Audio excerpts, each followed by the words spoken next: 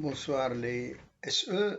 Alors maintenant, on va commencer avec les annuités, une partie qui se base sur les intérêts. Faites bien attention. On commence par définir ces annuités.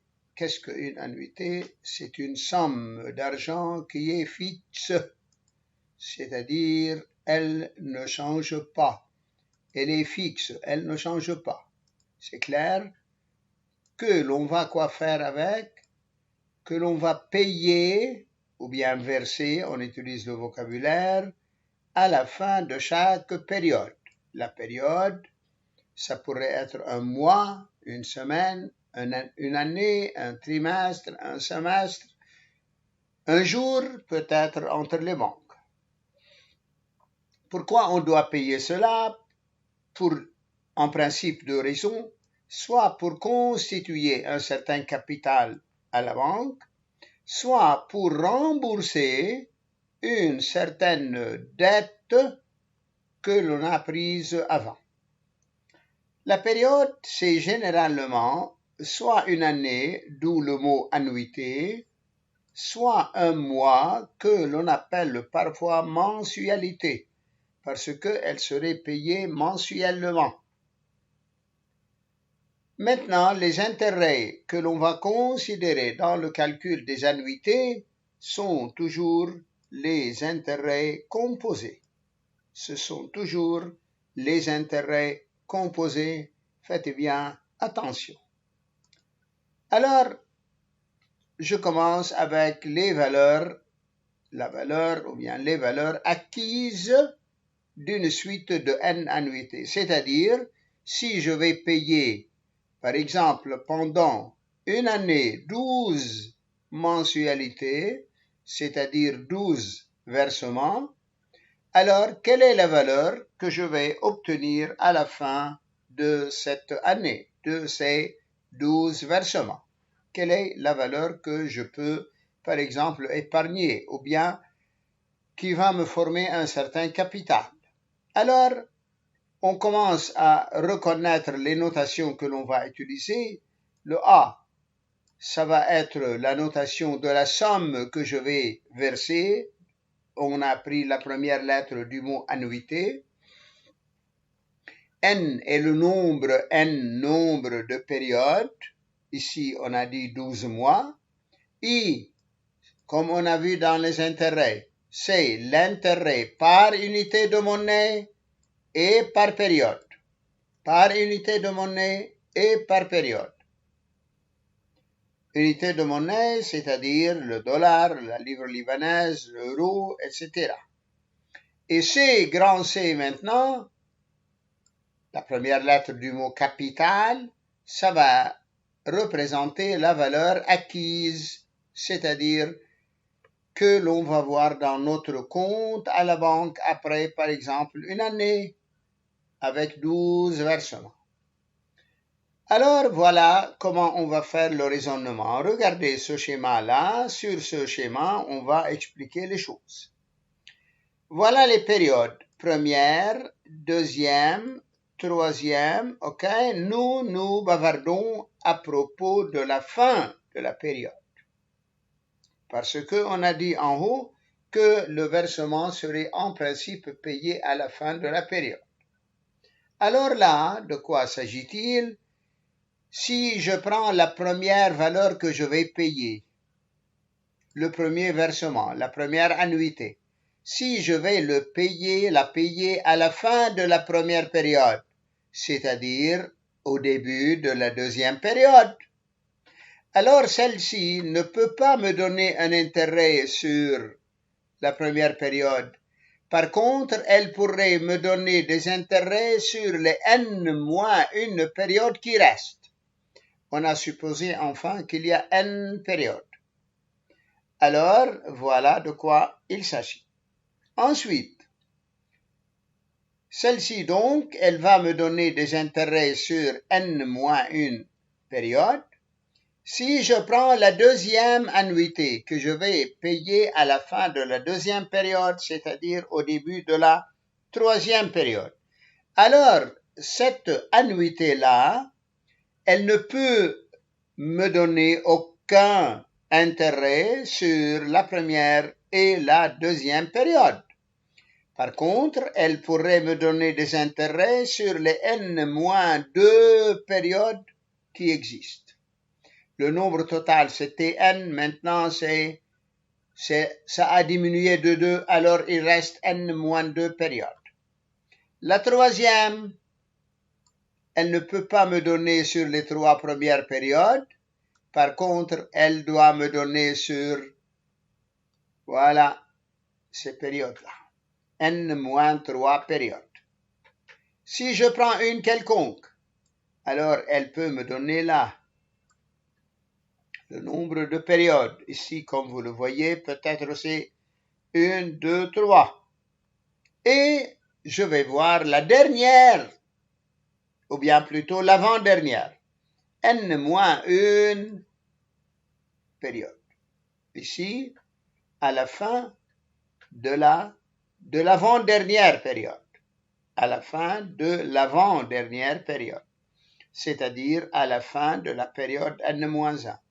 Eh bien, si je vais la payer ici, combien de périodes me reste-t-il? Une seule. Alors, cette annuité que je vais payer là, elle va me donner l'intérêt seulement sur une seule période, qui est la dernière. Lorsque je paye la dernière annuité, le dernier versement, alors le dernier versement serait payé à la fin de la dernière période. À la fin de la dernière période. Ainsi, cette dernière annuité ne donne aucun intérêt parce que il n'y a pas de période après la dernière pour que l'on puisse gagner de l'intérêt sur l'annuité. Ah, voilà alors de quoi il s'agit. On a ici expliqué de cette façon-là la première annuité, versée à la fin de la première période rapporte des intérêts pour n moins une période. Donc, sa valeur acquise, comme on a appris, on va la noter par C1, A facteur de 1 plus I à la puissance n moins 1, puisque là, l'intérêt est un intérêt composé. Bien, passons à la deuxième. Quelle serait sa valeur acquise? Sa valeur acquise, la deuxième, elle est versée à la fin de la deuxième période. Donc, elle rapporte des intérêts pour seulement n-2 périodes. Alors, sa valeur acquise que l'on va noter par C2, sa valeur acquise que l'on va noter par C2, elle est égale à cette valeur, annuité, A multiplié par 1 plus I à la puissance n-2. Et ainsi de suite, voilà. L'avant-dernière annuité, elle est versée à la fin de l'avant-dernière période. Elle rapporte alors les intérêts pour une seule période, une seule. Donc, la valeur acquise serait Cn-1, A par 1 plus I à la puissance 1. Regardons la dernière. Elle est versée à la fin de la nème période. Donc, elle ne rapporte pas d'intérêt. Mais, on va dire que sa valeur acquise qui est notée Cn, elle est égale à A fois 1 plus I à la puissance 0. Or, 1 plus I à la puissance 0, c'est égal à 1. Donc, c'est A fois 1 qui est égal à A. Maintenant, on va sûrement voir quoi? La valeur acquise par le total des annuités. Alors, la valeur acquise de la suite de ces n annuités versées, ça va être la somme de toutes les valeurs acquises déjà calculées. Donc, je vais la noter par C, ça va être Cn plus Cn moins 1. Donc, plus C3, plus C2, plus C1, etc. Je remplace chacune par sa valeur. À partir de Cn, c'est A facteur de 1 plus I, A facteur de 1 plus I au carré, etc., etc. Mais, si vous remarquez cela, vous allez voir que dans cette somme, chaque terme, il est égal au précédent multiplié par un terme constant qui est 1 plus i. Ici, ça devient 1 plus i au carré. Et à la fin, 1 plus i à la puissance n moins 1. Donc, c'est la somme des termes d'une suite géométrique. C'est la somme des termes d'une suite géométrique. De premier terme A, de raison 1 plus i, et de combien de termes? Si je commence par le premier, disons A0, alors jusqu'à n-1, j'aurai n termes. Voilà. Donc, je l'écris, c'est A facteur 1 plus i, q à la puissance n-1 sur q-1. Voilà alors le remplacement. Et 1 plus i moins 1, ça va me donner tout simplement un i. Et voilà ce que je viens de trouver. Vous pouvez immédiatement appliquer la règle, mais vous devez dire de quoi il s'agit pour chaque terme. Alors là, n'oublions pas que j'ai déjà fait mes contacts. Alors, on reconnaît comment calculer cela. J'espère que, comme tout le monde m'a dit, vous connaissez toujours travailler avec les intérêts. Donc, c'est qui va être la valeur acquise de toutes les annuités payées, elle va être calculée d'après cette formule-là. J'ai pris un certain exemple ici, on va le lire ensemble, regardez bien. On décide de constituer un capital C dans 3 ans. Donc, j'ai décidé de faire un capital à la banque. J'ai pris la décision, la résolution de payer, par exemple, chaque mois une certaine somme, et cela sur 3 ans. En déposant à la fin de chaque mois une somme de combien? $400. Ah, c'était avant, maintenant. Au taux annuel de 9%. Au taux annuel, le taux est toujours annuel, faites attention, on rappelle cela. Et à capitalisation mensuelle. Calculer le capital C acquis, c'est-à-dire la valeur acquise, au bout de 3 ans, puis les intérêts que l'on a rapportés pendant les 3 années. Alors, on commence par calculer la valeur acquise qui a été C en remplaçant chaque terme par sa valeur.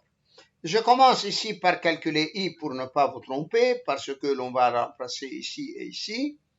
C'est 9% divisé par 100. Et puisque c'est une capitalisation mensuelle, je devrais diviser par 12. Alors, c'est 0,0075.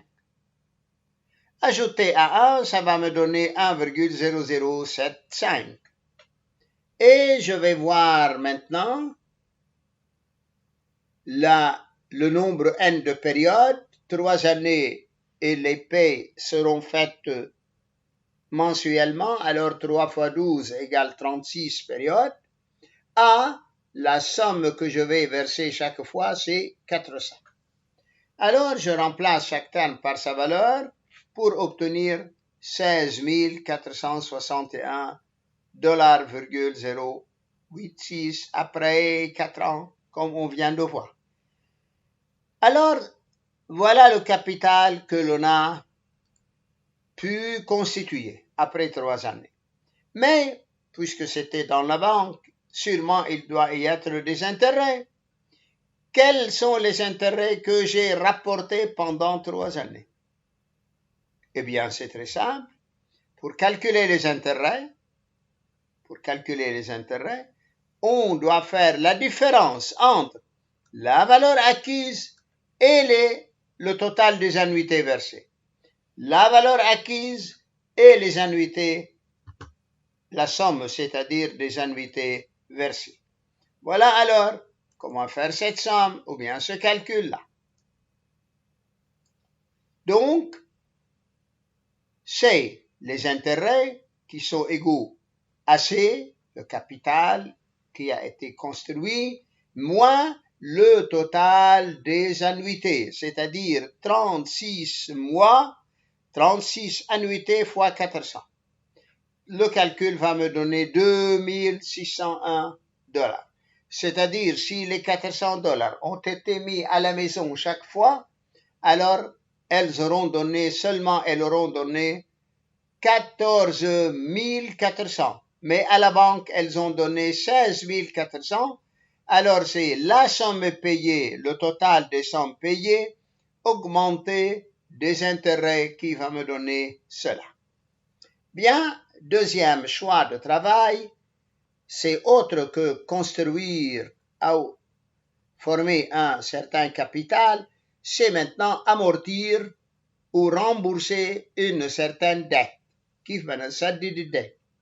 La dette grandée que j'emprunte aujourd'hui, après une période et avec ses intérêts composés, elle doit devenir des primes qui est égale à D, facteur de 1 plus I à la puissance N. I étant l'intérêt par unité de monnaie et par unité de période. Alors, les annuités ou bien les mensualités versées après une période et avec leur intérêt composé, elles doivent composer une valeur acquise qui va être égale, comme on fait le calcul, C égale, etc. Mais pour pouvoir rembourser la dette, il faut que le capital formé, ou bien la valeur acquise formée, soit amortie lorsque elle est égale à la dette après ses intérêts, c'est-à-dire à la valeur acquise de la dette. Dans ce cas, j'aurais amorti, comme on dit, la dette, j'aurais payé toute la dette. Alors, D, qui est la dette, doit être égal à quoi? J'ai égalisé ici D, attention, D facteur et celle-ci. On a égalisé les deux. Après un certain calcul, voilà ce que l'on a obtenu. Alors, c'est à retenir D qui est égal à A facteur 1 moins I à la puissance N. Ici, on l'a fait passer ici dans le dénominateur. Pourquoi alors obtenir moins N autre que ça? Sur I, voilà. Je donne un exemple, toujours. Nabil, il peut épargner 300 000 livres libanaises par mois. Quelle dette alors, s'il emprunte une certaine dette, quelle dette peut-il rembourser avec cette somme de 300 000 livres libanaises sur 3 ans, sachant que le taux est annuel et il est égal à 12%. Attention, lorsque je vais emprunter de la banque, toujours l'intérêt est supérieur, plus grand, toujours. Alors, il va rembourser une certaine dette avec cette épargne. Voyons cette dette, comment elle peut être. Alors, j'applique la formule que je viens de voir. Je connais le A, je connais le I, on vient de le trouver, maintenant avec 12%, c'est 12 divisé par 100 par 12 pour que ça devienne en mois. Et ensuite, le N, le nombre de périodes, c'est 3 fois 12, 36. Alors, je remplace chaque terme par sa valeur et vous voyez que c'est une somme qui n'est pas mauvaise, qui va être égale à 9 32 251. Voilà alors la dette qu'il peut rembourser. Voilà, c'est tout pour les annuités maintenant. À bientôt.